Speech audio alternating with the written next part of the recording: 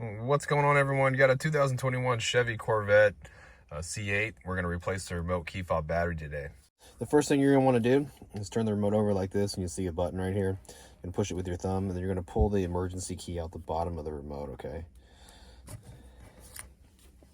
Now once we do that, we're going to flip it over, and we're actually going to take this panel off the back of this. But to get to it, there's a little access hole right here, okay? So you're going to need a flathead screwdriver, and you're going to push it in, okay? And push it in, and you're going to pry a little bit until this panel back here on the back starts to come up like that. See how it lifts? All right, that's all that hole does, is just hit the bottom part of this panel here. I'll show you how it looks like. It looks like this, okay? So we're just doing this motion here, okay? So then we have this rubber seal here that protects the battery from any moisture.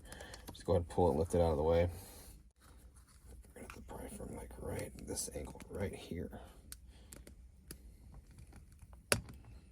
Okay, take it out. I'll show you what size the battery is.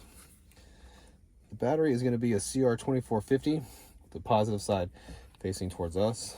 So we're going to put the bottom part in first, pop it in.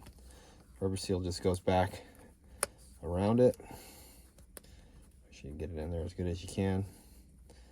Okay, just kind of just sits on there. All right, if you need one of those batteries, you can buy one on Amazon. If you look in the description box, I have a link that takes you right to Amazon for the right size battery.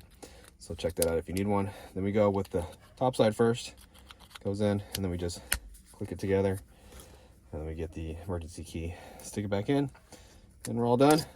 Hope the video was helpful, and if it was, appreciate it if you drop me a like, leave me a comment. Hope to see you again in another video.